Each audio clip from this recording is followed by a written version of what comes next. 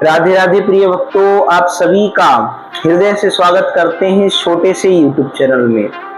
आज आपको एक बहुत ही महत्वपूर्ण जानकारी देने वाले हैं और यह जानकारी है कि वर्ष 2025 सितंबर के अंदर परिवर्तनी एकादशी कब पड़ रही है। परिवर्तन एकादशी 2 तारीख को पड़ रही है या 3 तारीख को पड़ रही है, कब इसे मनाना चाहिए।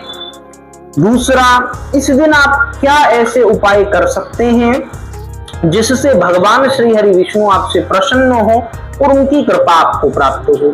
तीसरा, ये एकादशी क्यों मनाई जाती है, इसका क्या महत्व है, इन सभी पहलुओं पर चर्चा करेंगे। तो चलिए, राधे राधे प्रिय भक्तों, आप सभी का स्वागत करते हैं बहुत ज्यादा और वीडियो को प्रारंभ करते हैं। देखिए, सबसे पहले हम आपको बता दें कि ये जो परिवर्तनी एकादशी है इसका बहुत ही ज्यादा महत्व है। वैसे तो निसंदेह हर एकादशी विशेष होती है और हर एकादशी का अपना महत्व होता है, लेकिन ये एकादशी परिवर्तनी एकादशी ये भी बड़ी महत्वपूर्ण होती है। अब इसका क्या कारण है, जैसा अभी आप सभी जान रहे हैं कि चातुर्मास चल रहा है। इस समय के अंतर्गत भगवान श्री हरि विष्णु परम पूज्य हमारे इष्ट योग निद्रा में इस समय होते हैं और योग निद्रा में प्रभु इस समय करवट लेते हैं या कहीं करवट बदलते हैं, इसीलिए इस एकादशी को परिवर्तनी एकादशी कहते हैं। और जितने भी हमारे वैष्णव बंधु हैं वे यह जानते हैं कि भगवान श्री हरि विष्णु को सबसे प्रिय एकादशी होती है। तो इस दिन आप विशेष उपाय करके भगवान को अपने ऊपर रिझवा सकते हैं, भगवान आपसे रीझ जाएं, इसके लिए आप कुछ विशेष उपाय कर सकते हैं। अब हम चर्चा कर लेते हैं कि ये जो एकादशी है कब प्रारंभ हो रही है एवं कब जाकर के समाप्त होगी। इसमें यदि आप व्रत रखते हैं तो वो आपको कैसे रखना चाहिए, उसकी क्या विधि है। देखिए, हम आपको बता दें सबसे पहले तो कि ये जो तिथि है या ये जो व्रत है एकादशी है, ये आपकी प्रातः 3 सितंबर वाले दिन 3:30 से 4 बजे के आसपास में प्रारंभ हो जाएगी और अगले 4 सितंबर को भी 3, साढ़े 3 या 4 बजे तक लगभग रहने वाली है। अब एग्जैक्ट समय का ये कंफ्यूजन है कि अलग अलग पंचांगों में पंचांगकारों ने शास्त्रकारों ने अलग अलग बताया गया, तो लगभग इतना हमें मानना चाहिए क्योंकि सबकी अपनी अपनी मान्यताएं होती हैं।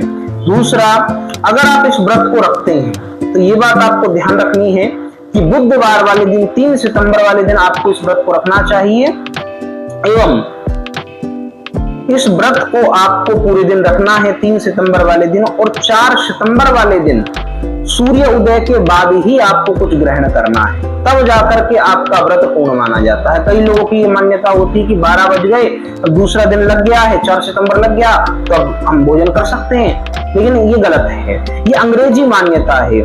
सनातनी वैदिक मान्यता या वैदिक कालगणना के अंतर्गत अगला दिन हम सूर्य उदय से मानते हैं। तो यदि आप सूर्य उदय से पहले ही कुछ ग्रहण कर लेते हैं तो वो व्रत आपका पूर्ण नहीं होगा।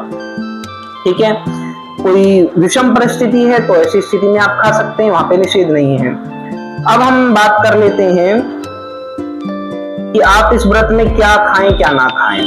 देखिए, इस व्रत में साधारणतः आप जल इत्यादि पी सकते हैं या पेय पदार्थों का सेवन कर सकते हैं। दूसरा, आपको अन्न खाना नहीं, ये बात आप जान सकते हैं, फलाहार कर सकते हैं। दूसरा, जो बाहर की चीजें आते हैं जैसे जिन्हें कहते हैं व्रत के लड्डू या व्रत के चिप्स, ऐसी व्यर्थ चीजें आपको ग्रहण नहीं करनी चाहिए।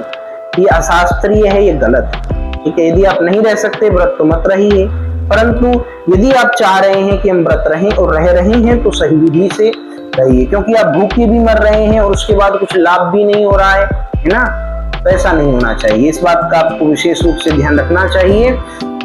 उसके बाद में हम बात करते हैं कि इस दिन आपको क्या ऐसे उपाय करने हैं जिससे भगवान श्री हरि विष्णु आपसे प्रसन्न हो जाएं, आपसे रीझ जाएं।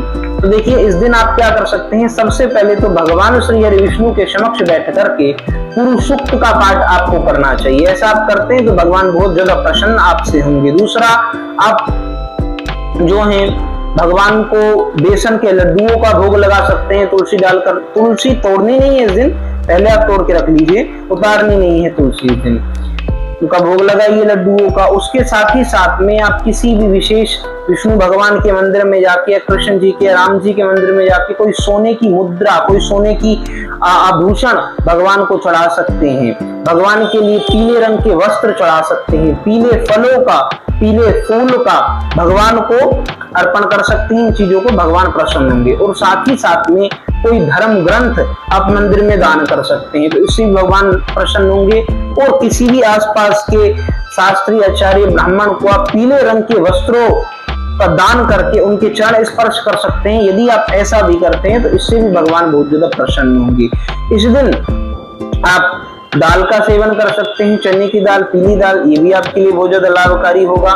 और आपको बताएं कि आप इस दिन जितना ज्यादा हो सके भगवान श्री हरि का नाम जप कीजिए। यदि आप ऐसा करते हैं तो इससे भी भगवान प्रसन्न होंगे। तो आशा करते हैं जिस उद्देश्य से हम इस वीडियो को बना रहे हैं, इस वक्तव्य को निर्गत कर रहे हैं, उस चीज को आप समझे होंगे और वो हमारा जो उद्देश्य है वो पूर्ण हुआ होगा। आपको जानकारी अच्छी लगी होगी तो आप इस वीडियो को लाइक कर दीजिए, चैनल को सब्सक्राइब कर दीजिए और कमेंट में आप अपनी डिटेल्स भेज करके अपनी कुंडली का अध्ययन भी करा सकते हैं। तो चलिए, राधे राधे, जय श्री कृष्णा। आपसे मिलते हैं अगली वीडियो में।